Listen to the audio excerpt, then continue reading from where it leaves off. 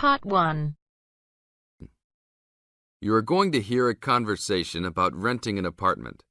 First, you have some time to look at questions 1 to 6.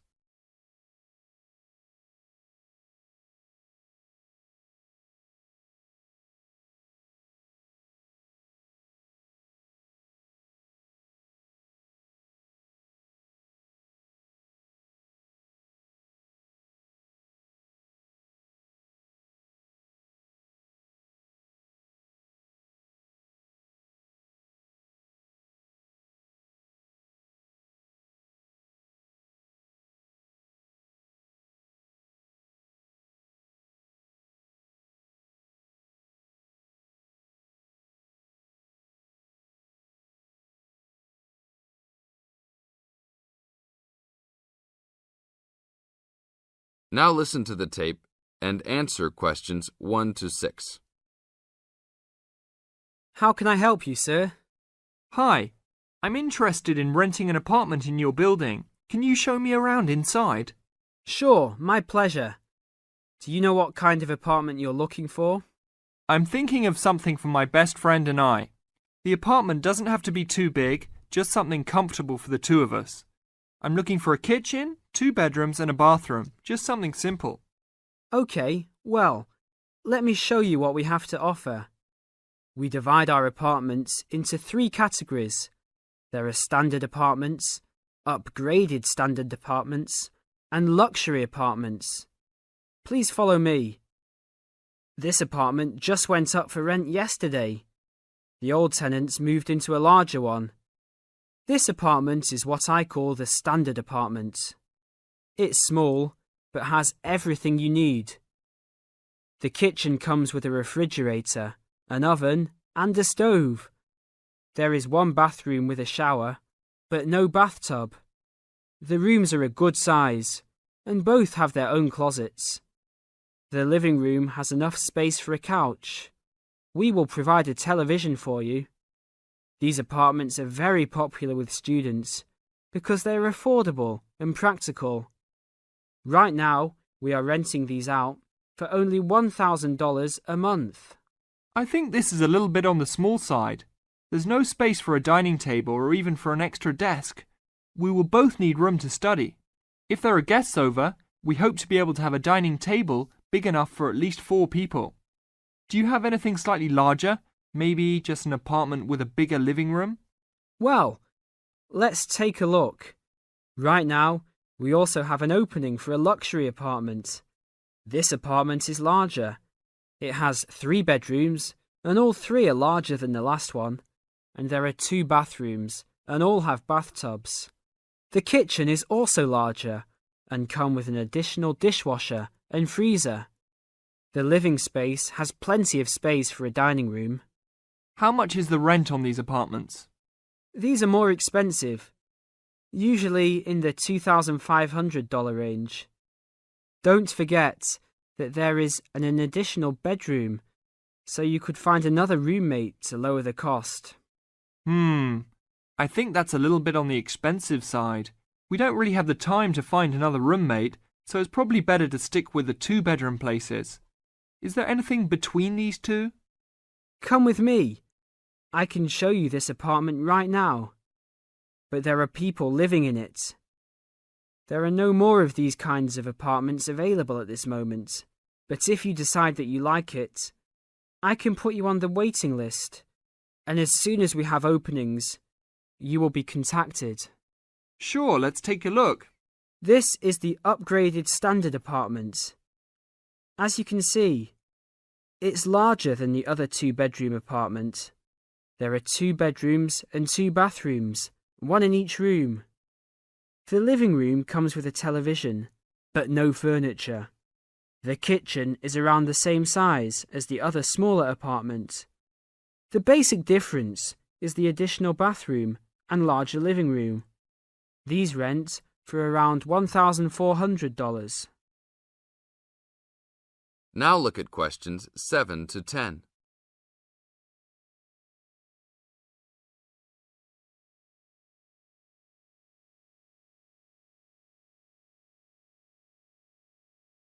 Now listen to the tape and answer questions 7 to 10.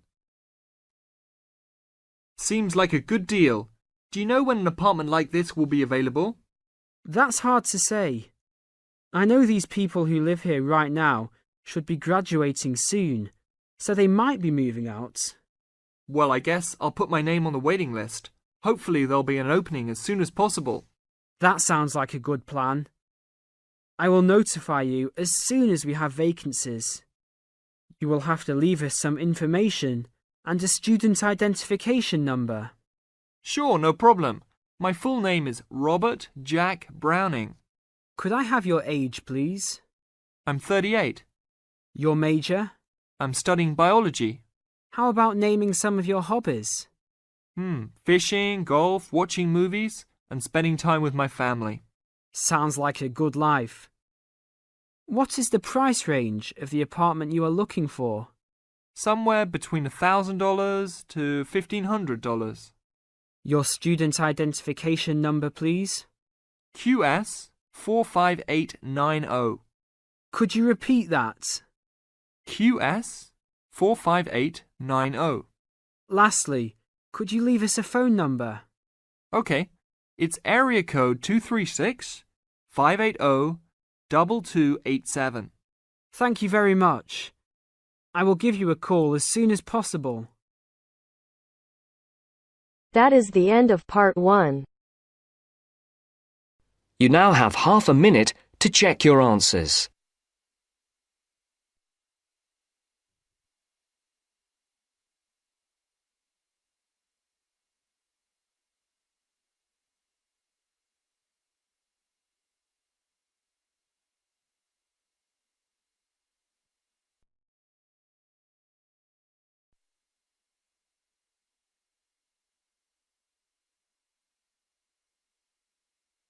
Now turns to part 2. Part 2. You will hear a trainer giving a talk to people who want to learn outdoor survival skills. First, you have some time to look at questions 11 to 16.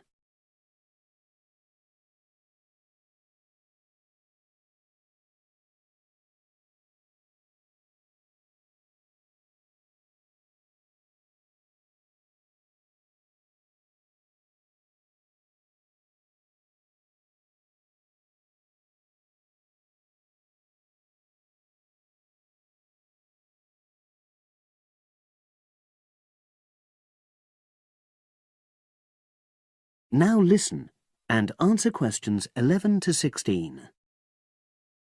Good morning, everyone, and welcome to our outdoor survival program.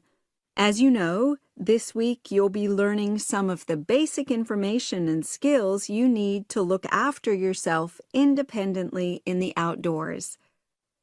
These first 2 days will be based here in the classroom, and then we'll be taking a camping trip to put into practice some of the things you've learned. I'm going to start off with the topic of food. And to start with, I'll describe just 2 methods which we'll be putting into practice at our camp, and which make use of natural resources: the steam pit and the bamboo pot. I've got 2 posters here to make things clearer, and I'll start with the steam pit here. To make this, you'll need some dry sticks, some grass, some loose earth, and some stones. And for this week only, some matches. The first thing you do is to dig a shallow pit in the place you've chosen to do your cooking. Let's say about 25 centimeters deep and 30 centimeters wide. Your sticks have to be a bit wider than the pit because you have to put a line of them along the top from one end of the pit to the other. Before setting light to these, you take some large stones and arrange them on top. Then you start the fire and wait till the wooden platform burns through and the stones fall into the pit. At this point, brush away any pieces of hot ash from the stones. You can use a handful of grass, and then take another stick and push it down into the center of the pit, between the stones. After that, you cover the whole pit with a thick layer of grass. And then you can put your food on it, wrapped in more pieces of grass, like parcels. Finally, cover the whole thing with earth. You have to pat it firmly to seal the pit. Then all you have to do is take the stick out and pour a bit of water into the opening that it leaves. It should take about 4 hours for your food to cook, as it cooks slowly in the steam that's created inside the pit. Now you have some time to look at questions 17 to 20.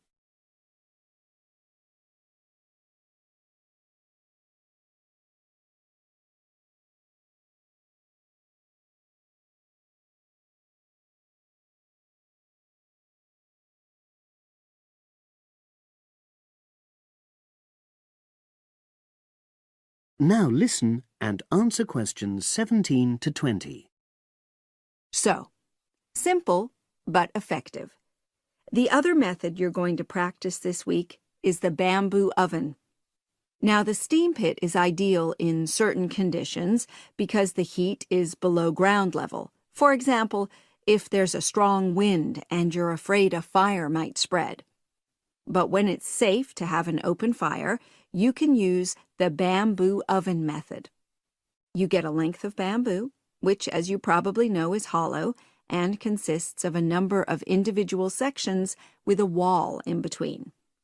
You use a sharp stick to make a hole in each of the dividing walls apart from the end one. Then you lean the bamboo over a fire, with the top propped up by a forked stick and the bottom sitting on the ground. You pour enough water in the top to fill the bottom section, and then light a fire underneath that section to heat the water. Then you put your food inside the top section, and the steam coming up the bamboo through the holes you made cooks it. I'm going to move on now to food itself and talk about some of the wild plants you might cook. I'm going to begin with fungi.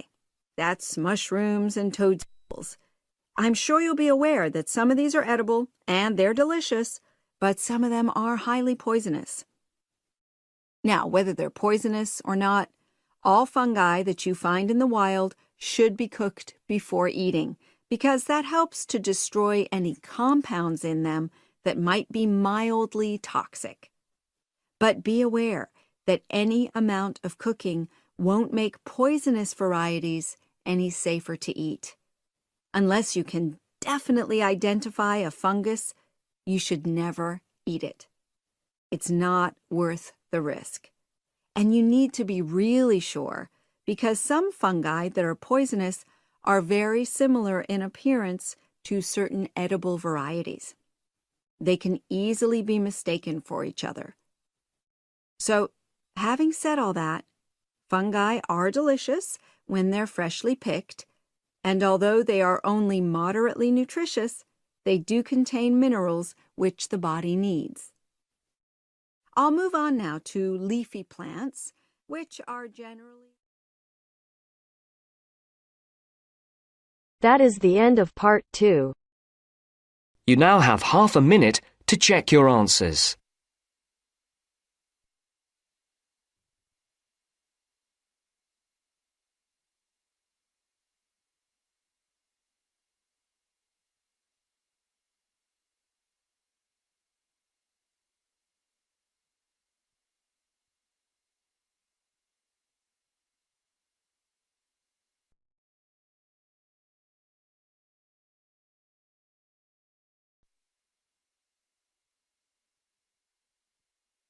Now turns to part 3. Part 3. You will hear part of a radio program about do-it-yourself house painting. First, you have some time to look at questions 21 to 24.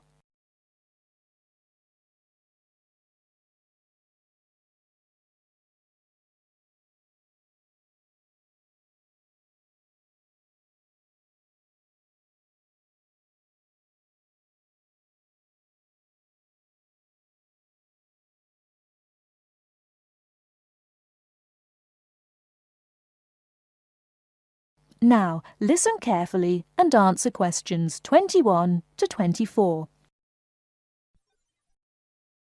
Good morning, everyone, and welcome to our weekly series on home improvements. Today's program is about do-it-yourself house painting. There's never been a better time for people who like to do their own interior house painting.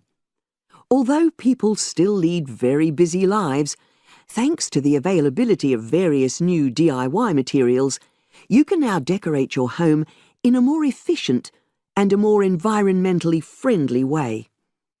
In 2009 alone, approximately 53 million litres of the paint that was sold in the UK were left untouched. That's enough to fill 21 Olympic-sized swimming pools. It's easy to overestimate how much paint you'll need to decorate your room if you use guesswork. And if you know exactly how much paint is needed, you avoid unnecessary waste. There are automatic paint calculators available now. Most of the major paint manufacturers provide them. Look on their websites or just Google paint calculator and see what comes up. Then simply measure the circumference and height of the room in metres. Enter this into the calculator along with the type of surface you're painting, and it will tell you how many litres of paint you'll need. But if you do end up with leftover paint, you can donate it to an organisation like Community Repaint. They will take the paint from you and redistribute it to local charities and voluntary organisations, so it goes to a good home. You can find more information about Community Repaint on communityrepaint, all one word, .org.uk.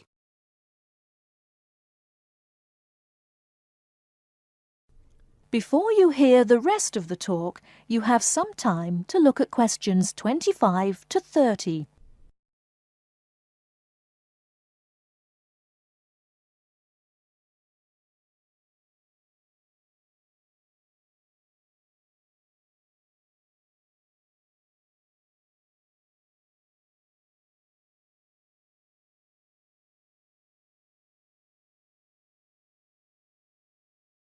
Now listen and answer questions 25 to 30. Another way of avoiding paint wastage is to check you're completely happy with your colour choice before starting to paint.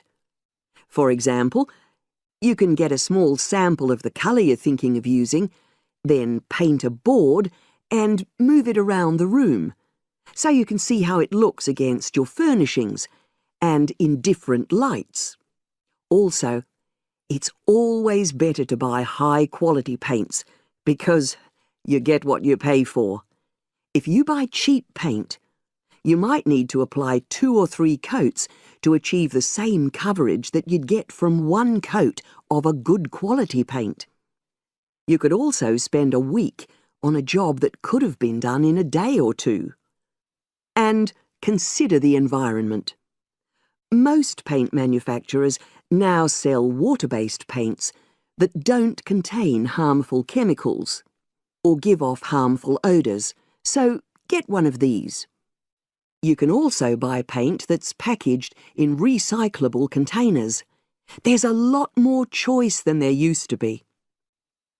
You can only do a good job which will last if you prepare the surfaces thoroughly before painting. In fact, in many ways, if you want to do a professional-looking job, this is more important than the painting itself. If there are any cracks or patches of loose plaster, painting over them won't solve the problem. Take the plaster out and fill the holes, allowing enough time for the new plaster to dry. And you won't get a smooth finish if the walls are dusty or greasy. So washing with water isn't enough. Use a solution of decorator's soap and rinse well with warm water afterwards.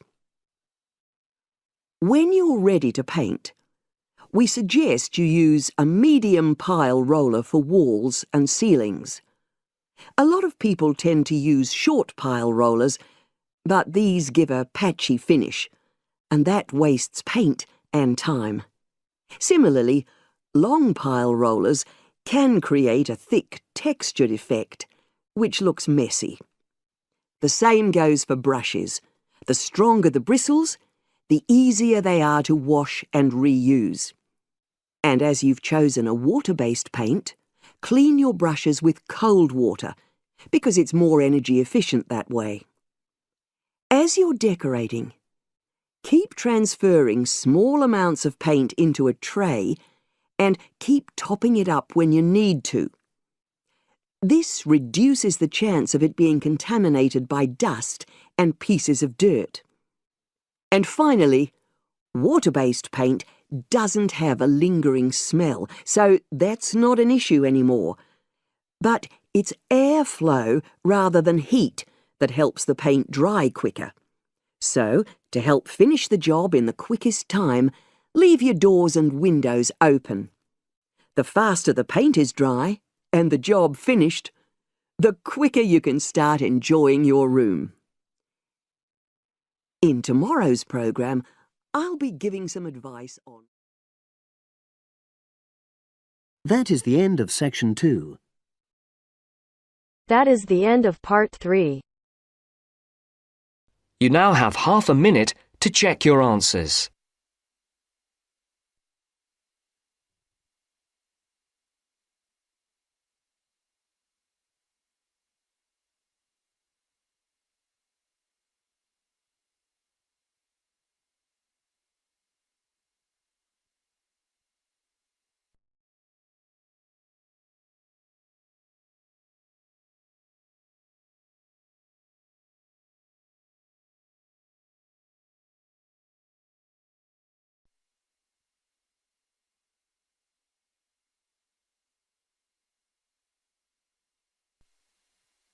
Now turns to Part 4. Part 4. This is Jane Frost with this morning's edition of Wake Up with Frost. First, you have some time to look at questions 31 to 40.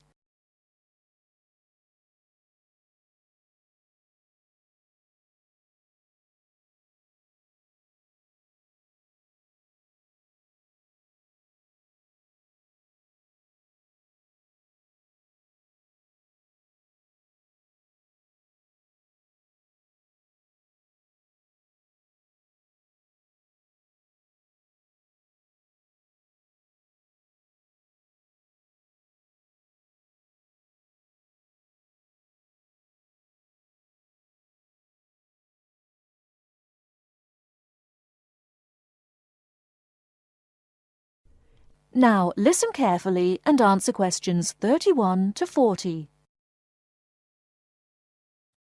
Good morning. This is Jane Frost with this morning's edition of Wake Up with Frost. As you all know, for the last week we've been running a survey trying to find out what you, the listeners, think is the greatest invention of the last 200 years. The response has been amazing, double the amount we had last year, so thanks to all of you for taking part. We've had about 2,000 responses online and about the same on our phone lines. The lines are now closed, and this morning I can announce what the results were. So, here it is. You, the listeners, have chosen as the greatest technological invention of the past 200 years, and let me not forget to mention that 65% of you voted for this, it's the bicycle. Yes, the bicycle, first invented in 1818, and, would you believe it, the first bicycle was made of wood. The second bicycle had iron wheels. I cannot imagine what that must have been like to ride. It would have kept you fit at any rate. But for me, the best thing about the bicycle was what it did for women's rights. Yes, in the 1890s, it was the bicycle that meant women could change their clothing, start wearing trousers or pantaloons as they were known. Before then, women's clothes had been really uncomfortable, and I'd imagine quite difficult to breathe in. So, thanks to the ordinary bicycle, it was not only the man who wore the trousers in a home. Instead, Women could now feel far more equal to their male contemporaries. And I'm sure you'll agree, the bicycle is a great way to get regular exercise, and of course, it's much better for the environment. And today, over 1 billion people all over the world ride bicycles, and for some, it's their only means of getting around from A to B. So, to all you bicycle riders out there, keep up the good work. Coming in a close second with 42% is the computer. I found out something interesting about the computer, which is that really, this word first meant someone who did mathematical calculations. Of course, today, with the development of the personal computer, computers are being used for everything from home use to business and even digital photography. I don't know about you, but I can't imagine life without a computer now. I guess closely related to the computer is the internet, and this got 12% of your votes. Maybe, like myself, many of you might think of the internet as being the World Wide Web, but actually the web is only one part of the internet. The internet began as part of the United States military network, but it later began to be used by businesses and academic institutions. Of course, today, the internet has so many uses. We use it for shopping online and entertainment, as well as to find information and send emails. But sadly, there is a darker side to the internet, and some of you have sent me emails about this.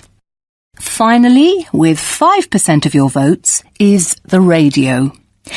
We think the radio was invented by Marconi in 1896, and he opened his first radio or wireless factory in the United Kingdom in 1898. In 1906, a man called Reginald Fessenden gave the first radio broadcast from Massachusetts. Ships could hear him at sea, and apparently he played the violin. As yet, listeners, I've spared you from having to listen to my guitar playing. But certainly radio is still important. Let's not forget that it was by radio that the Titanic sent signals to other ships. And with the popularity of TV today, I was secretly pleased so many of you had still placed importance on the radio. So, there you have it, the results of our survey. I think there are still important inventions that were not chosen but deserve a mention. Nuclear power and, of course, communications satellite, something which I am certain will continue to change the face of how we communicate with each other over both long and short distances. In fact, for me, the mobile phone is one of the greatest inventions of the last 200 years, if I think back to my first phone and then I look at what is happening now. Children born today will probably be more likely to have their first experience of the internet on a mobile phone screen rather than a computer monitor. Some of the new mobiles that are now being sold make it just as easy and as quick to find information on the web as on a computer. And let's not forget that mobiles now have digital cameras, word processing facilities, so you can type all your documents, and even personal organisers. I think it's quite possible that the mobile may even replace computers one day. That is the end of part 4. You now have half a minute to check your answers.